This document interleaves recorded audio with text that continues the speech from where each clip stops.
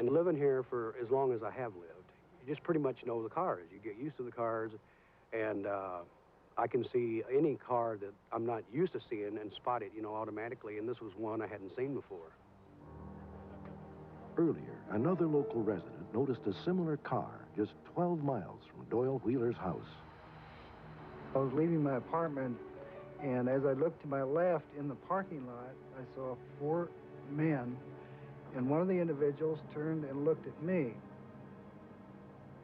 In my opinion, Doyle Wheeler is telling the truth about this, and I have a gut feeling that these 4 individuals that I saw in that parking lot that day were involved in this incident.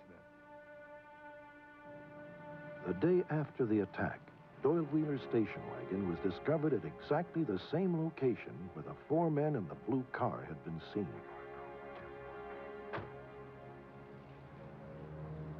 Police are still uncertain whether Doyle Wheeler is the innocent victim of a cruel and potentially deadly revenge scheme, or whether the entire incident was elaborate theater cooked up by Wheeler himself. I've never been able to understand from the beginning why I was a suspect. People came into my house and shot me. Who's responsible for it?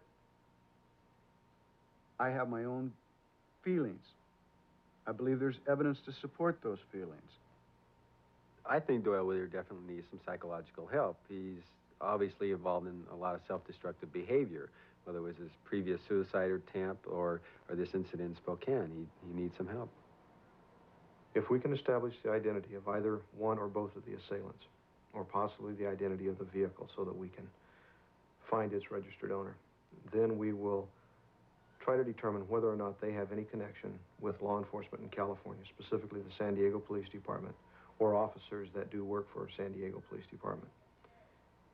If it is determined that they have some type of connection there, then we will continue until we can either prove or disprove, once and for all, that San Diego Police Department personnel or someone acting on their behalf is responsible or is not responsible for this assault on Mr. Wheeler. These are composites of the assailants based on Doyle Wheeler's description. The blond man appeared to be in his late 20s. He was 6 feet tall and extremely thin. He wore a gold earring in his left ear and had a badly pockmarked face. He also had a tattoo of a double lightning bolt, generally considered to be a Nazi symbol, on his left hand. The dark-haired assailant was also in his late 20s, between 6 feet and 6 feet 2 inches tall, slender, but with an athletic build. He had crooked teeth and one large pockmark on his left cheek. The suspicious vehicle observed by neighbors was a dark blue Toyota Celica hatchback.